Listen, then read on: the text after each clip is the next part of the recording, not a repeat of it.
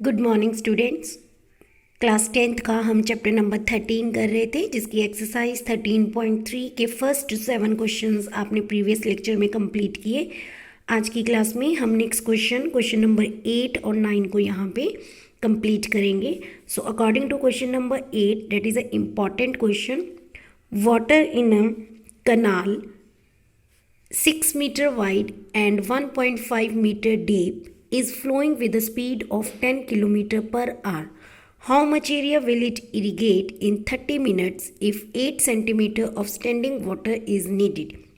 अभी क्वेश्चन आपको क्या कहता है? कहते एक कनाल है, एक नहर है जो वाइड है 6 मीटर, मतलब वाइड मतलब वो चौड़ाई की बात कर रही है कि एक कनाल की, एक नहर की जो चौड़ाई है वो है 6 मीटर और डीप मतलब उसकी गहराई जो है 1.5 मीटर है। अब एक नहर क्या होती है? जिसमें पानी फ्लो करता है, उस नहर की लेंथ भी होती है और उसकी चौड़ाई भी होती है, वाइड जिसको हम बोल रहे हैं, और वो नहर कितनी गहरी है ये भी हम पढ़ती हैं। तो कहते हैं उस नहर में जो पानी फ्लो कर रहा है वो 10 किलोमीटर प्रति घंटे की रफ्तार से फ्लो कर रहा है। How much area will it irrigate? कहते वो पानी से आप कितना एरिया जो है इरीगेट कर सकते हो। इरीगेट होता है जैसे सिंचाई करना, खेतों को पानी देना, वैसे ही कहते उस पानी जो कि नहर में पानी है उसको कहते आप कितने एरिया को इरीगेट करने के लिए यूज़ करोगे 30 मिनट्स में। अगर उस पानी को 8 सेंटीमीटर तक जो है की ज़रूरत पड़ी, 8 सेंटीमीटर हाइट तक हम उस पानी को स्टैंड करके रखें। तो बच्चे देखिए क्वेश्चन कैसा होगा। यहाँ पर एक डायग्राम बनाया गया है। जो कनाल है, एक नहर है। अब आपने नहर तो देखी होगी। नहर क्या होता है? जिसकी एक साइड यहाँ पर होती है और एक साइड यहाँ पे होती है और बीच में पानी फ्लो कर रहा होता है। अगर हम रफली थोड़ा सा आइडिया लीजिए तो ये नहर की एक साइड होती है और एक साइड नहर की ये होती है और बीच में क्या कर रहा होता है? पानी फ्लो कर रहा होता है। तो कुछ इस तरीके का एक स्टार्टिंग पॉइंट यहाँ है और एक एंड पॉइंट है, जिसके बीचों बीच क्या कर रहा है? पानी गुजर रहा है, फ्लो कर रहा है। अब कहते हैं ये जो कैनाल है ना, ये जो कैनाल है वो एक क्यूबॉइड की शेप का बनता हुआ नज़र आ रहा है, ठीक है। और इस क्यूबॉइड के अंदर वो पानी फ्लो कर रहा है। तो उसकी जो ब्रेथ है, जिसको आपने वाइड बोला था, वो 6 मीटर है, मतलब उसकी चौड़ाई, और जो हाइट है वो है 1.5 मीटर, और पानी जो फ्लो कर रहा है वो 10 किलोमीटर प्रति घंटे की रफ्तार से फ्लो कर रहा है, ठीक है। तो हम ना थोड़ा सा यहाँ पर फोकस करेंगे। पहले क्वेश्चन कहते जो नहर में पानी है ना वो 10 किलोमीटर पर आर का मतलब होता है कि हर घंटे में कितना पानी फ्लो कर रहा है। तो हर घंटे में 10 किलोमीटर पानी जो है वो फ्लो कर रहा है। तो 1 आवर में जो पानी फ्लो कर रहा है वो 10 किलोमीटर है। हम किलोमीटर को मीटर में चेंज कर देते हैं, ठीक है। क्योंकि बच्चे अगर ये क्यूबॉइड है ना, तो क्यूबॉइड की ब्रेथ भी पता है, हाइट भी पता है, पर हमें लेंथ नहीं पता। तो अगर नहर के एक सिरे से पानी दूसरे सिरे तक जाता है, फ्लो करता है, तो ये चीज़ उसकी क्या हो जाएगी? ये उसकी लेंथ हो जाएगी। यानी कि जितना पानी फ्लो कर रहा है ना वो उसकी लेंथ को रिप्रेजेंट करेगा, ठीक है। तो आप नहर को इमेजिन कीजिए, तो ये बिल्कुल हमने बनाया हुआ है क्यूबॉइड शेप की नहर। तो आपने 10 किलोमीटर को पहले मीटर में चेंज करना है। 1 किलोमीटर किसके इक्वल होता है? 1000 मीटर के। तो 10 को 1000 से मल्टीप्लाई कीजिए, 10,000 मीटर आपके पास लेंथ आ गया। तो अब आपके पास वॉल्यूम ऑफ वाटर कितना है? जो पानी क्यूबॉइड की शेप में वहाँ पे पड़ा हुआ है। तो वॉल्यूम ऑफ क्यूबॉइड या वॉल्यूम ऑफ वाटर क्या है? Length multiply breath multiply height. Length आपको पता है 10,000, ब्रेथ आपको पता है 6 मीटर, और जो हाइट है वो 1.5 है। पॉइंट हटा के नीचे लगा दीजिए 10, 0 से 0 कैंसिल, और 15 6 का होता है 90, और पीछे से आगे 3 0, और यूनिट क्या आती है? Metre cube. तो आपने जो पानी इस नहर के अंदर बह रहा है, जब आपको लेंथ की नहर की लेंथ, उसकी चौड़ाई और उसकी हाइट सब कुछ पता है, तो आपने उस पानी का वॉल्यूम निकाल दिया जो नहर में बह रहा है। तो वॉल्यूम आया 90,000 मीटर क्यूब। अब इसी क्वेश्चन का सेकंड हिस्सा हम देखते हैं।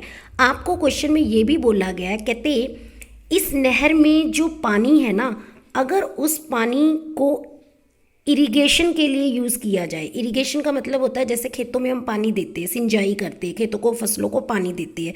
तो कहते हैं अगर यही पानी जिसका वॉल्यूम 90,000 मीटर क्यूब है, मान लीजिए उसको एक जगह पे हमने खड़ा करके रखना है, मतलब रोक के रखना है। तो मान लीजिए ये आपके पास एक सरफेस है, एक ज़मीन है, जहाँ पे उस 90,000 वॉल्यूम पानी को रोका गया, रखा गया, कलेक्ट करके रखा गया। और कहते अगर वो पानी 8 मीटर हाइट तक रोका जाए, तो ये पानी है इस ज़मीन के ऊपर जो पानी इकट्ठा किया हुआ है, और पानी की जो हाइट बता दी गई है वो है 8 सेंटीमीटर की। 8 सेंटीमीटर तक हाइट तक अगर आप वो पानी रोकते हो, तो आप हमें बताओ कि एक ऐसा पानी जिसका वॉल्यूम 90,000 मीटर क्यूब है, उसको अगर 8 सेंटीमीटर हाइट तक एक जगह पे रोका गया, तो उस पानी के द्वारा आप कितनी इरिगेशन कर सकते हो। ठीक है, तो बच्चे एक चीज़ याद रखनी है, जब आपके पास वॉल्यूम दिया हो, हाइट दिया हो और एरिया को फाइंड आउट करने के लिए बोला जा रहा हो, तो यहाँ पे हमारे पास एक फॉर्मूला लगता है कि जो वॉल्यूम होता है वो होता है area multiply height. Volume of water आपके पास है 90,000, वो आपने पुट कर दिया। एरिया आपको पूछ रहे हैं कि उस 90,000 पानी से आप कितनी ज़मीन को इरिगेट कर सकते हो, यानी कि एरिया। तो एरिया फाइंड करना है। और हाइट, पानी की हाइट कितनी होगी, जब आप पानी को किसी जगह पर रुकोगे तो वो उतना एक हाइट को तो कवर करेगा ना। वो पानी रोका जाएगा तो वो कुछ हाइट तो कवर करेगा जहाँ पे वो रुका हुआ है, तो वो है 8 सेंटीमीटर। अब यहाँ पे यूनिट मीटर है, यहाँ पे सेंटीमीटर। आप सेंटीमीटर को मीटर में कन्वर्ट करो, तो जब भी आप सेंटीमीटर को मीटर में कन्वर्ट करोगे तो 100 से डिवाइड करती है। ठीक है, यहाँ पे 100 क्या हो गया, 90,000 से क्रॉस मल्टीप्लाई डिवाइडेड बाय 8। तो जब आपने इसको डिवाइड किया, you will get your answer 1125000 metre का स्क्वायर। और ये आपके पास क्या आ चुका है, आपका एरिया। तो क्वेश्चन नंबर 8 जो है वो बहुत ही इंपॉर्टेंट क्वेश्चन है, जिसमें आपको सारी चीज़ें फाइंड आउट करनी है, फिर वॉल्यूम निकालना है, और फिर सेकंड पार्ट में आपने एरिया को फाइंड आउट करके देना है। ठीक है बच्चे, ऐसा ही क्वेश्चन नंबर 9 जो है आपकी बुक में दिया गया है, जिसमें आपको एक समझाया गया है क्वेश्चन कि सेम एज इट इज़ आपके पास एक कैनाल है, एक नहर है, नहर में पानी छोड़ा गया है। उस पानी के साथ ना किसान ने, एक फार्मर है, किसान ने उस पानी पे एक पाइप कनेक्ट कर दिया है। मतलब कोई नहर है, नहर के साथ उसने पानी की एक पाइप कनेक्ट कर दी है, और उस पाइप में से जो पानी है वो निकल कर जा रहा है एक टैंक में। वो टैंक जो है वो सिलेंड्रिकल है, मतलब पाइप को जोड़ दिया गया है टैंक के साथ, और जो नहर का पानी है वो पाइप से होता हुआ इस टैंक के अंदर जा रहा है। ठीक है, तो आपको ना यहाँ पे पाइप का डायमीटर दिया गया है। डायमीटर क्या होता है, इधर से लेकर इधर तक जो हिस्सा है वो डायमीटर है। डायमीटर है 20 सेंटीमीटर। ठीक, रेडियस निकाल लीजिए, 20 का डिवाइड कर दो 2 के साथ, तो रेडियस आ जाएगा 10 सेंटीमीटर। अब यहाँ पे हम सेंटीमीटर को मीटर में कन्वर्ट कर देते हैं, 10/100, 0 से 0, क्योंकि जब सेंटीमीटर मीटर में कन्वर्ट होता है तो आपके पास 100 से डिवाइड होता है, तो 1/10 मीटर आ गया। ठीक है बच्चे, अब उसके बाद देखिए नहर के साथ जोड़ा गया पाइप, पाइप में से पानी गुजरता हुआ टैंक में जाएगा। वो टैंक किस फॉर्म में है, सिलेंड्रिकल फॉर्म में। अब इस टैंक की हाइट दे रखी है 2 मीटर, और इस सिलेंड्रिकल टैंक का डायमीटर दिया गया है 10 मीटर। ठीक है, तो डायमीटर ऑफ टैंक कितना है, 10 मीटर। रेडियस निकल जाएगा, 10 को 2 से डिवाइड कर दो 5 मीटर। अब आपके पास दो रेडियस है, तो एक को ये रेडियस जो था वो पाइप का रेडियस था, और ये जो रेडियस है वो टैंक का है। इसको R1 लिखिए, इसको R2 लिखिए। ठीक है, और यहाँ पे जो हाइट है वो आपके पास दी गई है सिलेंडर की, डेट इज़ 2 मीटर। ठीक है बच्चे, अब सबसे पहले हम वॉल्यूम ऑफ पाइप निकालेंगे। अगर हम इधर ध्यान देते हैं तो यहाँ पे ये पाइप भी एक सिलेंडर की तरह ही है, और जिसका आपको डायमीटर दिया गया। तो यानी कि अगर मैं इसका वॉल्यूम निकालूँ तो वॉल्यूम ऑफ सिलेंडर क्या होता है, πr²h। यहाँ पे R के लिए R1 यूज़ किया, और हाइट आपको नहीं पता, क्योंकि इन्होंने जो हाइट दी थी वो सिलेंडर की हाइट थी इस वाले टैंक की, पर यहाँ पे पाइप की हाइट नहीं दी गई। तो पहले आपको हाइट निकालनी है, जो कि आपके पास H1 का काम करेगी। ठीक है बच्चे, तो सबसे पहले आपने हाइट निकालनी है। अब उन्होंने एक चीज़ बोला है, कहते इस पाइप में से जो पानी इस सिलेंड्रिकल टैंक के अंदर जा रहा है, उस पानी की इस सिलेंड्रिकल में एंटर करने की जो रफ्तार है वो 3 किलोमीटर पर आवर है। मतलब नहर से पानी पाइप में से होता हुआ 3 किलोमीटर प्रति घंटे की रफ्तार से टैंक में गिर रहा है और उसको भर रहा है।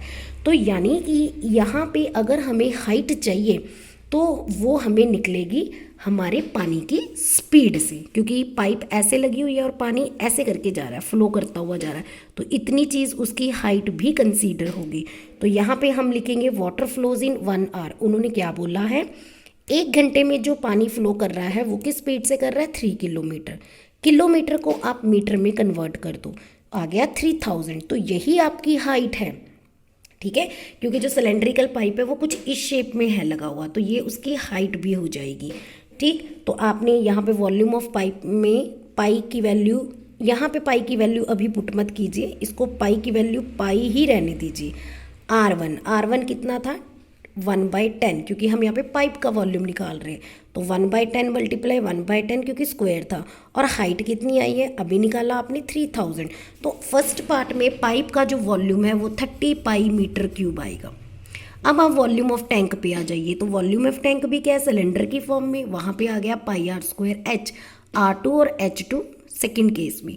तो पाई को एज इट इज़, आर की वैल्यू थी वहाँ पर 5, चेक कर सकते हो, और हाइट थी 2, पुट कीजिए 50 पाई मीटर क्यूब आ चुका है।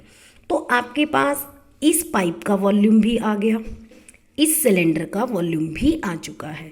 तो कहते कि ये पाइप में से जो पानी 3 किलोमीटर प्रति घंटे की रफ्तार से चल रहा है, बह रहा है और टैंक को फिल कर रहा है, तो कहते 3 किलोमीटर प्रति घंटे की रफ्तार से ये जो नहर का पानी है वो उस टैंक को भरने के लिए कितना समय लेगा, मतलब इस टैंक को पानी तक भरने के लिए कितना टाइम लगेगा। अगर पानी 3 किलोमीटर प्रति घंटे की रफ्तार से बह रहा है तो हमने एक्चुअली टाइम निकालना है। तो टाइम कितना लगेगा, वॉल्यूम ऑफ टैंक जितना आया ना बच्चे, वो क्योंकि यहाँ पर जो टैंक है उसकी भी हाइट है, तो volume of tank divided by volume of pipe कर देना, क्योंकि वॉल्यूम क्या है, पानी जितना बह रहा है, अब डिपेंड करता है वॉल्यूम कि वो कितना मोटा होगा, कितनी चौड़ाई होगी उस पाइप की कि पानी उसमें से ज़्यादा बह सके। तो हम यहाँ पे वॉल्यूम ऑफ टैंक से वॉल्यूम ऑफ पाइप को डिवाइड कर देंगे। हमारे पास आया था 50 pi metre cube divided by 30 pi metre cube, pi से पाई कैंसिल, मीटर क्यूब से मीटर क्यूब, 0 से 0, 5/3 आवर्स। हमारा जो आंसर है वो 5/3 आवर्स आया है, पर मैं इसको मिनट में करूँगी तो 1 आवर में 60 मिनट्स होती हैं। कटिंग कीजिए, ठीक है, तो आपके पास आ गया 100 मिनट्स। तो क्वेश्चन नंबर 8 और क्वेश्चन नंबर 9 जो है वो बहुत ही इंपॉर्टेंट क्वेश्चन है, दोनों अपने ध्यान से अपनी नोटबुक पे कवर करनी है। तो आज की क्लास में आपकी 13.3 एक्सरसाइज यहीं पे सम अप होती है। Thank you very much.